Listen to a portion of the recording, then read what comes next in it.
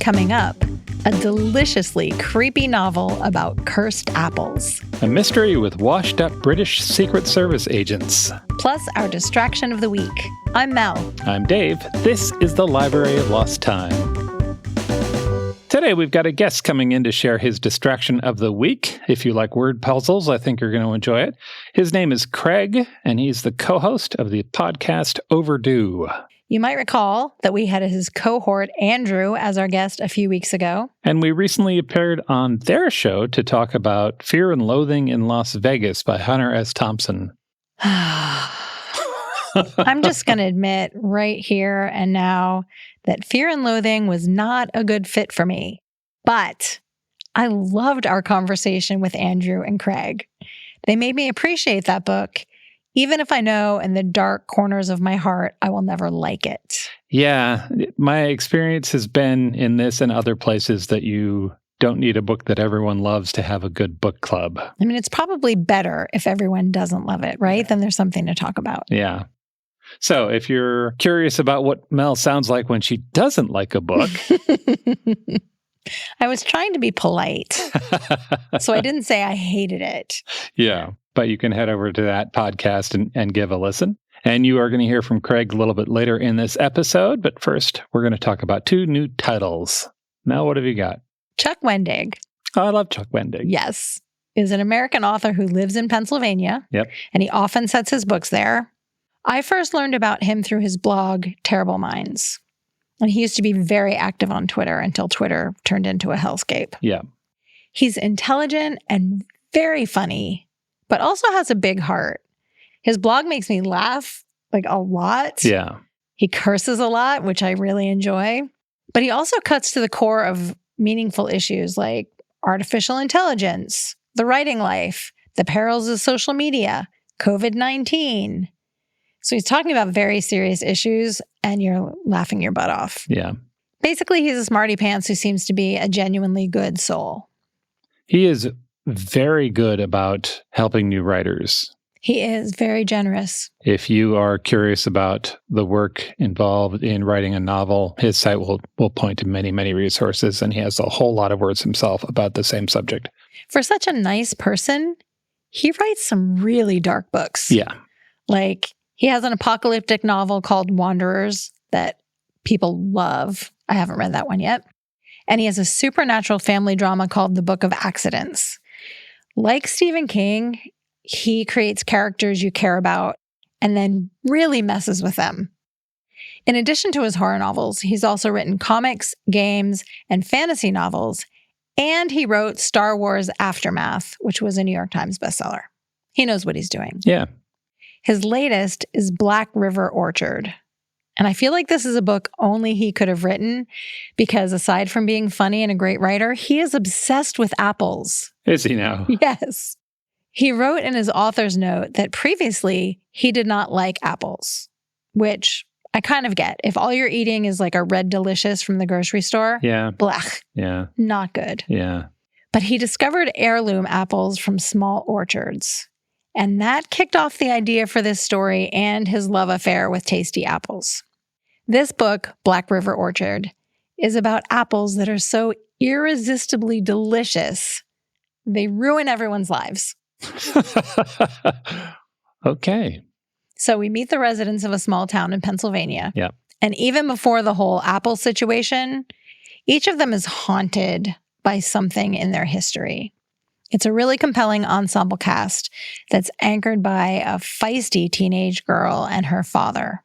There's also a character who kind of feels like a modern-day Johnny Appleseed, but he has a past with a capital P. There's a lesbian couple from the city who are trying to make a fresh start after a tragedy.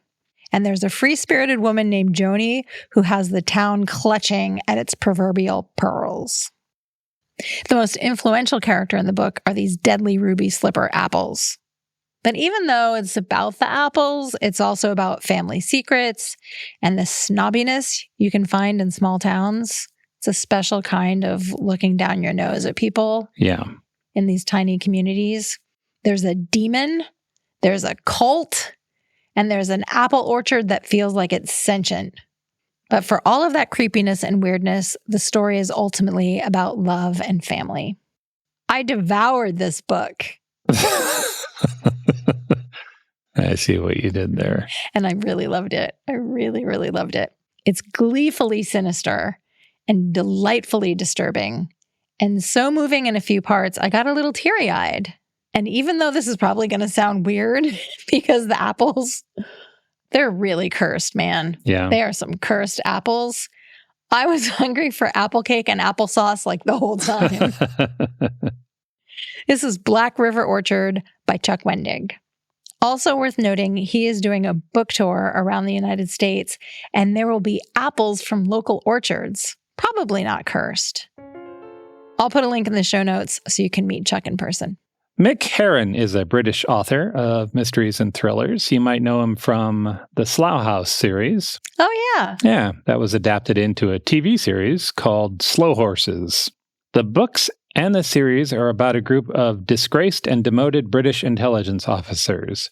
They are still MI5, but they've been tossed out of the main office and exiled to a broken-down building called Slough House.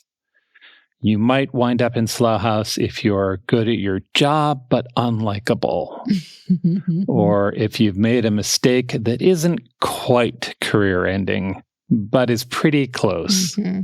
As a team, they're a very imperfect family tasked with some genuinely awful hand-me-down missions. We watched 2 seasons of the series starring Gary Oldman and Kristen Scott Thomas this summer, and this series is great.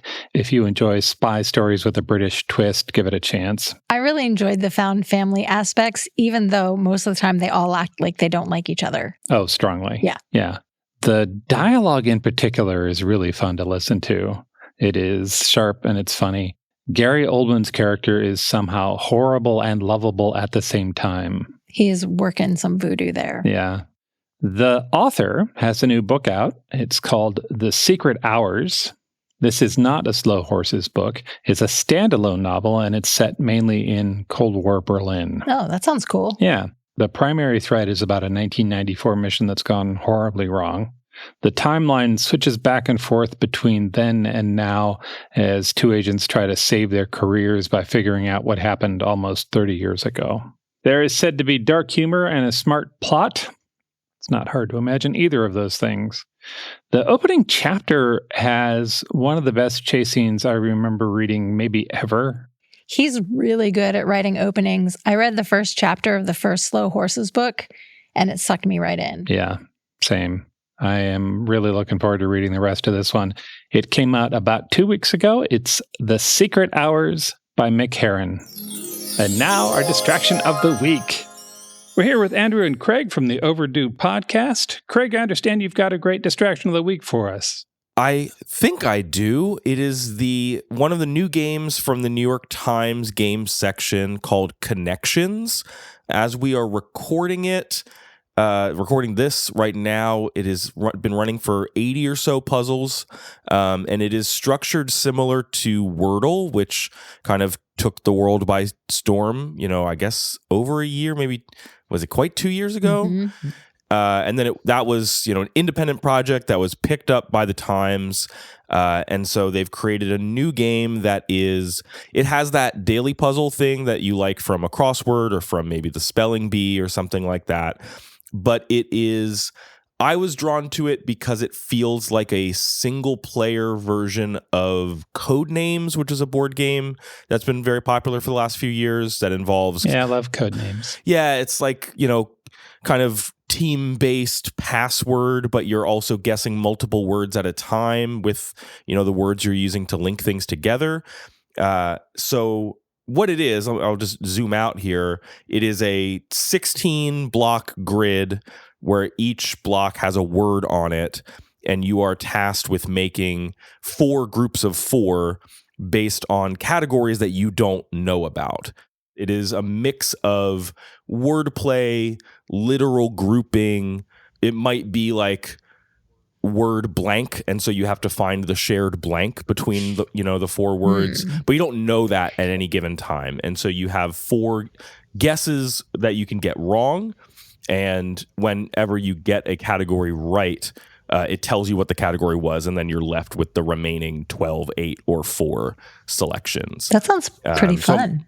Yeah, it's neat. It's got the same sharing, not a mechanic. It's not part of the game, but it's part of the social aspect of it, where you can create a little emoji grid of the colored squares for each category that you can then text to somebody. You can put it in, whatever group chat or Discord server you're in. I'm in 2 different servers right now that each have like a daily check-in where people you just see somebody's blocks. And what's neat is each category has its own color. So if you know what the puzzle is, you can then see, oh, wow, they got the automatic transmission settings category first, and then they got the different types of chairs category last, but maybe you did it in reverse or something like that.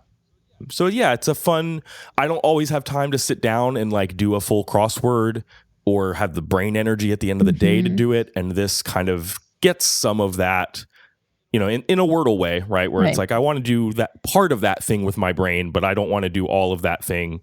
And yeah, it's really fun. And it's easy to do on like multiple devices and all that kind of stuff. Visit strongsenseofplace.com/library for more info about the Overdue Podcast, the word game Connections, and all the books we discussed today. Thanks for joining us in the Library of Lost Time. Remember to visit your local library and your independent bookstore to lose some time yourself. Stay curious. We'll talk to you soon. What's up, fellow TV watchers? It's Brian from The Core Podcast, where we cover all things Apple TV+. We are wrapping up our recaps of Emmy favorite Severance, but 2025 on Apple TV Plus is just getting started. In April and May, The Core is recapping Seth Rogen's new Hollywood satire, The Studio, and Jon Hamm's dark comedy, Your Friends and Neighbors. We'll also be recapping the first 2 seasons of Apple's sci-fi thriller, Foundation, heading into the 3rd season of that later this year. Search for The Core, all things Apple TV Plus, on Apple Podcasts, Spotify, and YouTube.